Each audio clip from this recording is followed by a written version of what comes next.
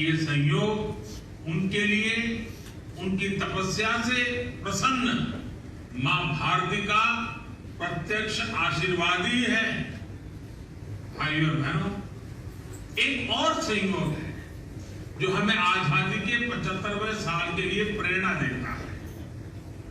आप सब इस बात से परिचित हैं कि आजादी के अमृत महोत्सव में देश ने स्वाधीनता सेनानियों के अमर आत्माओं के इतिहास लेखन का अभियान शुरू किया। बाबा साहब पुरंदरे यही पुण्य कार्य दशकों से करते आ रहे हैं। अपना पूरा जीवन इसी एक मिशन के लिए उन्होंने खपा दिया है।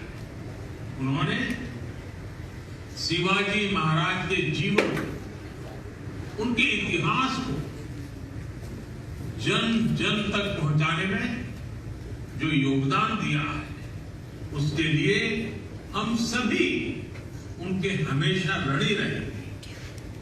मुझे खुशी है कि हमें उनके इस योगदान के बदले देश को उनके प्रति कृतज्ञता ज्ञापित करने का सौभाग्य मिला है। 2019 में देश ने उन्हें पद्म विभूषण से सम्मानित किया, तो वहीं 2015 में तत्कालीन महाराष्ट्र सरकार ने उन्हें महाराष्ट्र भूषण पुरस्कार भी दिया। मध्य प्रदेश में भी शिवराज जी की सरकार ने छत्रपति शिवाजी के इस परम भक्त को कालिदास पुरस्कार देकर नमन किया। साथियों, छत्रपति शिवाजी महाराज के प्रति बाबा साहब पुरंदरे जी की इतनी भक्ति यूं ही नहीं है। शिवाजी महाराज भारत के इतिहास के शिखर पुरुष तो है ही, बल्कि भारत का वर्तमान भूगोल भी उनकी अमर गाथा से प्रभावित है। यह हमारे अतीत का, हमारे वर्तमान का और हमारे भविष्य का एक बहुत बड़ा प्रश्न है कि अगर शिवाजी महाराज न होते तो क्या होता। छत्रपति शिवाजी महाराज के बिना भारत के स्वरूप की, भारत के गौरव की कल्पना भी मुश्किल है। जो भूमिका उस कालखंड में छत्रपति शिवाजी की थी, वही भूमिका उनके बाद उनकी प्रेरणाओं ने, उनकी गाथाओं ने निरंतर निभाई। शिवाजी महाराज का हिंदवी स्वराज, सुशासन का, पिछड़ों वंचितों के प्रति न्याय का और अत्याचार के खिलाफ हुंकार का अप्रतिम उदाहरण है। वीर शिवाजी का प्रबंधन, देश की सामुद्रिक शक्ति का इस्तेमाल, नौसेना की उपयोगिता, जल प्रबंधन, ऐसे कई विषय आज भी अनुकरणीय है। और ये बाबा साहब ही हैं जिन्हें आजाद भारत की नई पीढ़ी को शिवाजी महाराज के स्वरूप से रूबरू करवाने का सबसे बड़ा श्रेय जाता है। उनके लेखों में और उनकी किताबों में शिवाजी महाराज के लिए उनकी अटूट श्रद्धा स्पष्ट झलकती है। शिवाजी महाराज से जुड़ी कथाओं को कहने की बाबा साहब पुरंदरे की शैली, उनके शब्द शिवाजी महाराज को हमारे मन मंदिर में साक्षात जीवंत कर देते। मुझे अच्छी तरह याद है, लगभग 4 दशक पहले अहमदाबाद में जब आपके कार्यक्रम आयोजित होते थे, तो मैं नियमित रूप से उनमें उपस्थित रहता था। जानता राजा के प्रारंभिक काल में एक बार मैं उसको देखने के लिए विशेष रूप से पुणे गया था।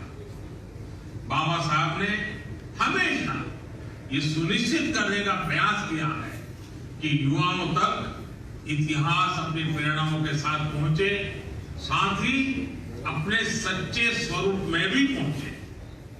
इसी संतुलन की आज देश के इतिहास को बहुत आवश्यकता है। उनकी श्रद्धा और उनके भीतर के साहित्यकार ने कभी भी उनके इतिहास बोध को प्रभावित नहीं किया। मैं देश के युवा इतिहासकारों से भी कहूंगा कि आप जब आजादी के अमृत महोत्सव के उपलक्ष्य में आजादी का इतिहास लिखें तो प्रेरणा और प्रामाणिकता की यही कसौटी आपके लेखन में होनी चाहिए। साथियों, बाबा साहब पुरंदरे के प्रयास केवल इतिहास बोध करवाने तक ही सीमित नहीं रहे। उन्होंने अपने जीवन में शिवाजी महाराज को जीने का प्रयास भी उतनी ही निष्ठा से किया है। उन्होंने इतिहास के साथ साथ वर्तमान की भी चिंता की। गोवा मुक्ति संग्राम से लेकर दादरा नगर हवेली के स्वाधीनता संग्राम तक उनकी जो भूमिका रही है वो हम सबके लिए एक आदर्श है। उनका परिवार भी सामाजिक कार्यों और संगीत कला के लिए लगातार समर्पित रहता है। आप आज भी शिव सृष्टि के निर्माण के अभूतपूर्व संकल्प पर काम कर रहे हैं। शिवाजी महाराज के जिन आदर्शों आपने देश के सामने रखने का आजीवन प्रयास किया है, वो आदर्श हमें सदियों सदियों तक प्रेरणा देते रहे। इसी विश्वास के साथ मैं मां भवानी के चरणों में विनम्र प्रार्थना करता हूं, आपके उत्तम स्वास्थ्य की कामना करता। आपका आशीर्वाद हमें इसी तरह मिलता रहे। इन्हीं शुभकामनाओं के साथ मैं अपनी बात समाप्त करता हूं। बहुत बहुत धन्यवाद। दरम्यान आपण बघितलं की पंतप्रधान नरेंद्र मोदींनी बाबासाहेब पुरंदरेंना शुभेच्छा दिलेल्या आहेत। विशेष शुभेच्छा खरं तर आणि एकूणच छत्रपती शिवाजी महाराजांचा इतिहास, त्यांचं महत्त्व, त्यांचं कार्य यावर त्यांनी प्रकाश टाकला आणि त्यासोबत बाबासाहेब पुरंदरेंचं या सगळ्या इतिहास निर्माणातील योगदान यावर देखील त्यांनी भाष्य केलं। विशेषतः बाबासाहेब पुरंदरेंशी संबंधित अशी मोदींनी एक आठवण सांगितली। 4 दशकांपूर्वी पंतप्रधान नरेंद्र मोदी हे खास यांची व्याख्यानं ऐकायला अहमदाबादला जात होते असं त्यांनी स्पष्ट केलं।